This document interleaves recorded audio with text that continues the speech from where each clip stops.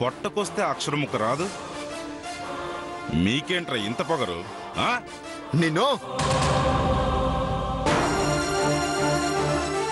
ఏంట్రా? ఏంటి? బొక్కలో వేసి మక్కిలు ఎరగదీస్తా. అక్షరం రాని మీకేంత బిల్డప్ ఉంటే పోలీస్ రా, పోలీస్!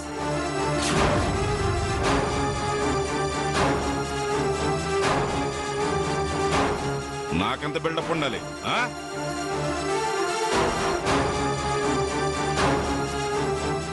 అవును, నువ్వు ఊళ్ళో ఎవరైనా గొడవ పడినా, కొట్టుకుంటున్నా విచారించి పెద్ద మనిషిలా తీర్పు చెప్తావంట.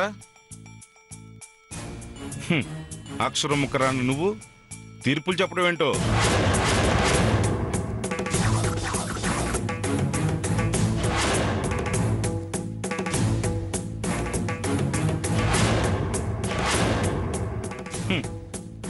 ఆ వెర్రిజనం వినటం ఏంటో? అయినా చట్టాన్ని, న్యాయాన్ని నీ చేతిలో తీసుకోవడం ఏంటి? తీర్పులు చెప్పడం ఏంటి? నువ్వేమన్నా న్యాయ దేవతవా లేక గ్రామ దేవతవా? మా అమ్మ ఈ ఊరికే దేవత. గాడిది గుడ్డేం కాదు.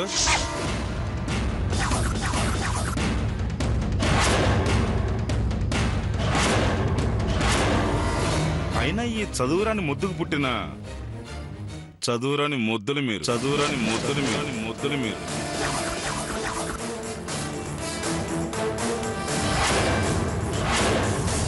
మీకు చట్టం గురించి, న్యాయం గురించి ఏం తెలుసురా? Mister SI, mister SI, mister SI, mister SI.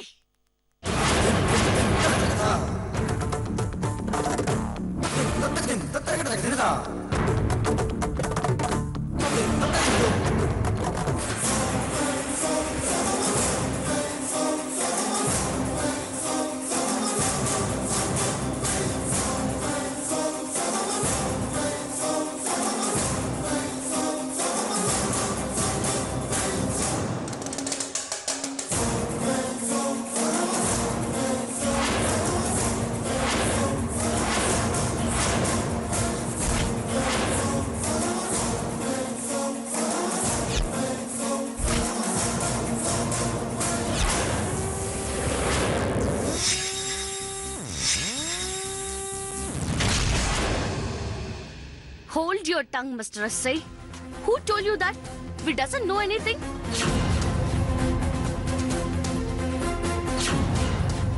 Don't you know how to talk with public? Give respect and take respect. ఓహో, నువ్వు చదువుకున్నావా? ఈవిడి గారికి చదువంటే గిట్టదని, చదువుకున్న వాళ్ళంటే ఇష్టం లేదని,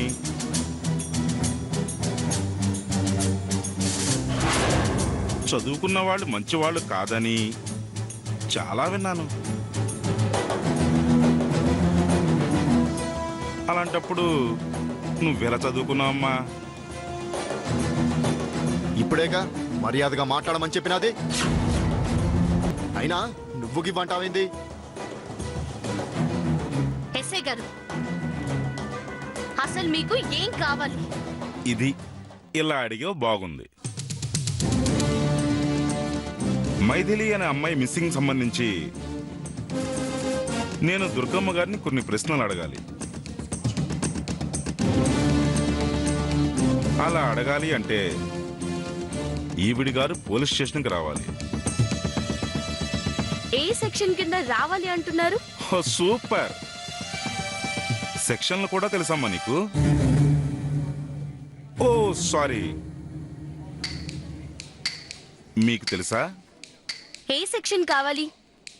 ఏ కేసు ఏ సెక్షన్ కిందకి వస్తుందో ఆ డీటెయిల్స్ కావాలా? అర్థమైంది, బాగా అర్థమైంది. మీకు అన్నీ తెలుసని. Now come to the point. ఒక మనిషిని ఇంట్లో నుంచి గెంటేశారు అంటే దానికి తగిన కారణాలు ఉండాలి. ఆ కారణాలు కూడా నమ్మదగినవిగా ఉండాలి. పాయింట్ నెంబర్ 2, మీ ఇంట్లో నుంచి బయటికి వెళ్ళిన అమ్మాయి ఎందుకు కనిపించడం లేదు? తను ఏమైంది? తనని ఎవరేం చేశారు? ఎక్కడికి వెళ్ళే అవకాశం ఉంది? అసలు ఆ అమ్మాయి బ్రతికే ఉందా లేక చచ్చిపోయిందా? ఆ వివరాలన్నీ కావాలి. మీరు అడిగిన వాటికి సమాధానం చెప్పడానికి మేము సిద్ధం.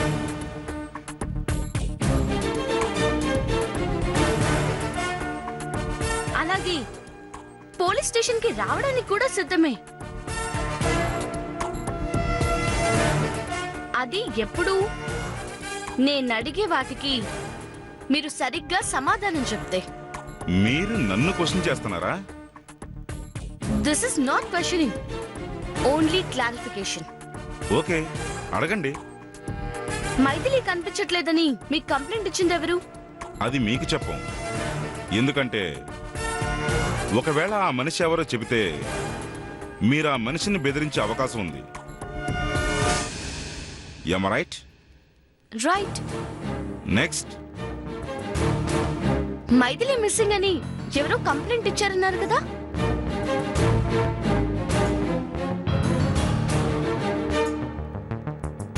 ఆ కంప్లైంట్ ఇచ్చిన వాళ్ళు ఓరల్ కంప్లైంట్ ఇచ్చారా, రిటన్ కంప్లైంట్ ఇచ్చారా? మీకు ఆ డీటెయిల్స్ గురించి అవసరం లేదనుకుంటా. నో నో నో, ఆ డీటెయిల్స్ అడగడానికి ఒక కారణం ఉంది ఎస్ఐ గారు.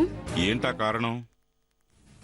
ఓరల్ కంప్లైంట్ ఇస్తే దానికి వాల్యూ ఉండదు. మీరు దాని ఆధారంగా లీగల్ ప్రొసీడింగ్స్ చేయలేరు. రిటన్ కంప్లైంట్ ఇస్తే ఆ కంప్లైంట్ ఆధారంగా ఎవరి మీద అనుమానం ఉందని అవతలి వాళ్ళు నోటీస్ చేస్తారో వాళ్ళ మీద కేసు ఫైల్ చేయాలి. అలాగే ఎఫ్ఐఆర్ ఫైల్ చేయాలి. ఆ ఎఫ్ఐఆర్ ఆధారంగా మీరు వారెంట్ తో రావాలి. ఎంఐ కరెక్ట్ ఎస్ఐ గారు? Of course. ఇప్పుడు చెప్పండి, మీ దగ్గర వారెంట్ ఉందా? చెప్పండి ఎస్ఐ గారు, మీ దగ్గర వారెంట్ ఉందా? వారెంట్ చూపించండి. మా అత్తమ్మ మాత్రమే కాదు, ఆ వారెంట్ లో ఎంతమంది పేర్లుంటే అంతమంది మీతో పాటు పోలీస్ స్టేషన్కి వస్తాము. మీ విచారణకి సహకరిస్తాము. ఇంత క్లారిటీగా మాట్లాడుతున్నారు. మీరేం చదువుకున్నారు?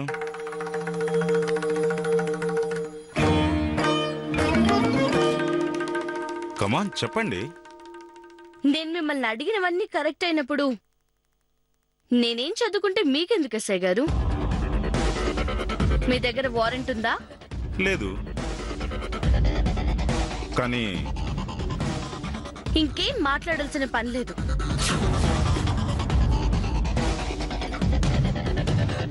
మీరు వెళ్ళి వీలైతే వారెంట్ తో రండి, అప్పుడు చూద్దాం.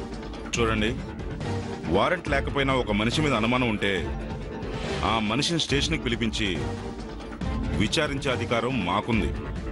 అలా అని ఏ చట్టం చెప్తుంది? ఈ వాదనంతా ఎందుకు? మీరేం తప్పు చేయనప్పుడు స్టేషన్కి రావచ్చు కదా. తప్పు చేయనప్పుడు ఎందుకు రావాలి? అది ఎస్ఐ గారు, అసలు ఈ ఊరు మొత్తం దేవతలా భావించే దుర్గమ్మ గారింటి ముందుకు మీరిలా రావడం చాలా తప్పు.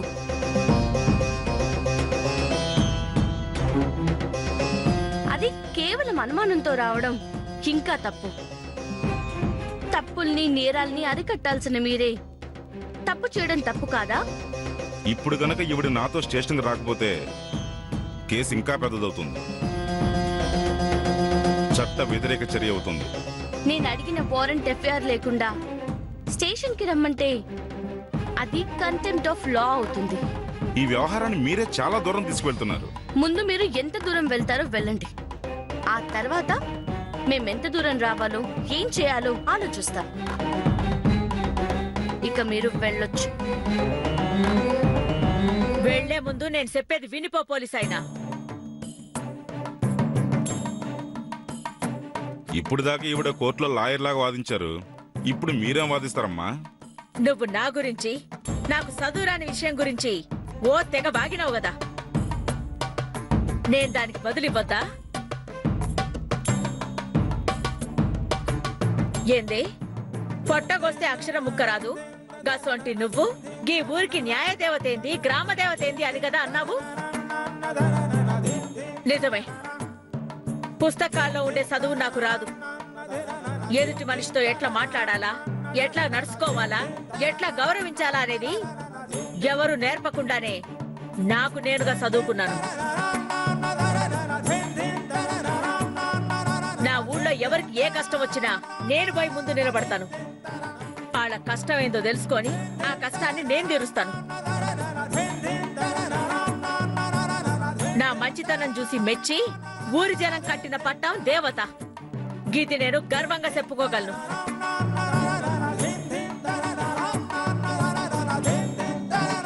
నీకు నీ నౌకరీలో నా అంత మంచి పేరుందా?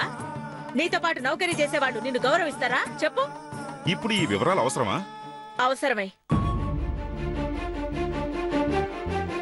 ఎందుకంటే నీ పక్కనున్నోళ్ళు నీకు గౌరవం ఇవ్వరు. గా విషయం నీకు ఎరకనే. ఎందుకంటే నీ మాట మంచిది కాదు, నీ తీరు మంచిది కాదు. కాబట్టి నిన్నెవరు గౌరవించరు. నిన్ను చూసి ఎవరైనా భయపడతా ఉన్నారంటే గది నిన్ను చూసి కాదు, నువ్వు కట్టుకున్న పోలీసు బట్టలు చూసి. అసలు ముందు నేను యాడికో రావాలని ఎంత వాగావు? తర్వాత నిన్ను ఒక్కొక్క ప్రశ్న వేస్తా ఉంటే గట్ట నీళ్లు నమ్ముతావేంది? పోలీసు పోలీస్ అని ఓ తెగ గొప్పలు పోయినావు కదా.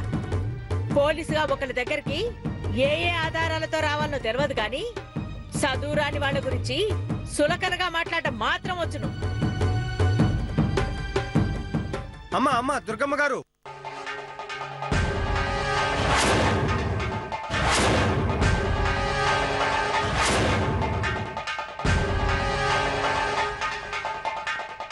అమ్మా ఘోరం జరిగిపోయిందమ్మా. ఏంది? ఏం జరిగినది? ఊరు చివరి తుప్పల దగ్గర ఒక ఆడి శవం పడుంది.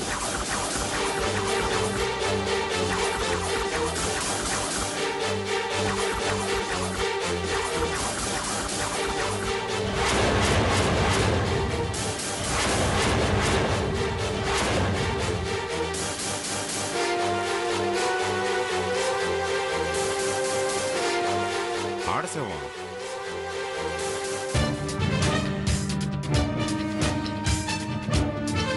విన్నారుగా, మీ ఊరి తుప్పల దగ్గర ఆడశవం. ఆ ఆడశవం ఆ మైథిలిది కాకుండా ఉండాలని ఆ దేవుణ్ణి ప్రార్థించండి. అది గాని ఆ మైథిలి శవం అయ్యిందా అప్పుడు చెప్తా మీ సంగతి. పదండి.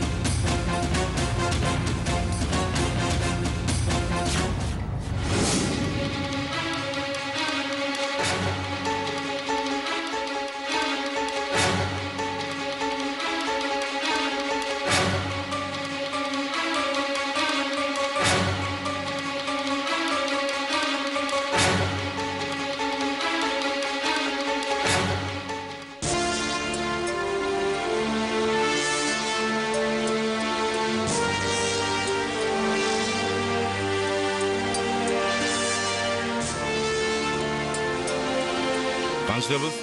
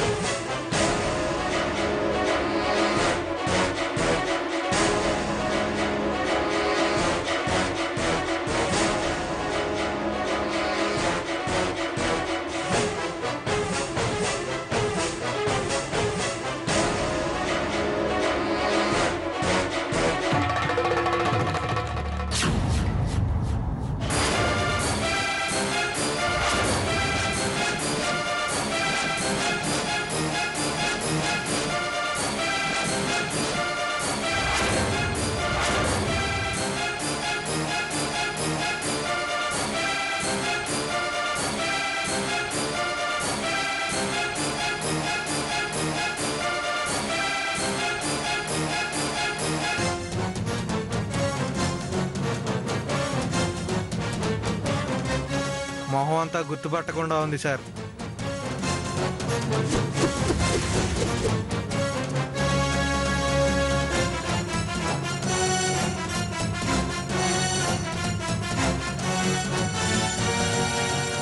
గుర్తుపట్టడానికి వీలు లేకుండా ఉంది సార్.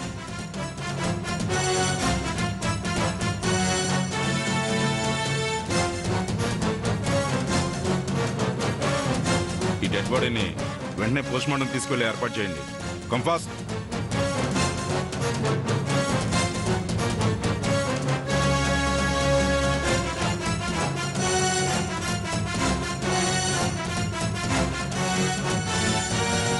ఈ ఆడమనిషి శవం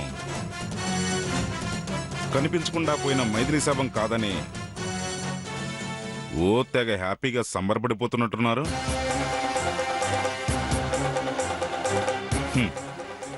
అప్పుడే ఏమీ అయిపోలేదు. ఈ శవం పోస్ట్ మార్టం వెళ్తుంది. ఆ రిపోర్ట్ వచ్చాక తెలుస్తుంది ఈ శవం ఎవరిదో. అప్పుడు తేలుతుంది ఎవరి కథ ఏంటో.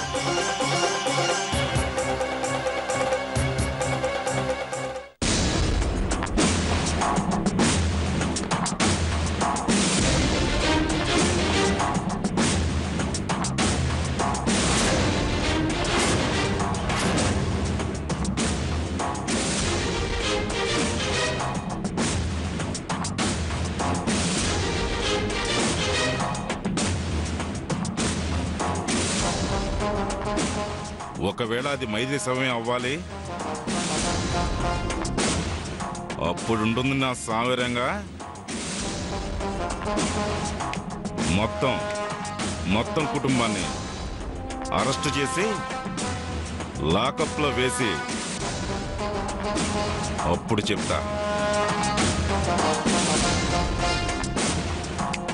చెప్తా ఈ పోలీస్ పవర్ ఏంటో. ఇప్పుడు లీగల్గా మాట్లాడిన వాళ్ళకి అప్పుడు చెప్తా లా అంటే ఏంటో. ఈ పోలీసోడి దమ్మేంటో చూపిస్తా.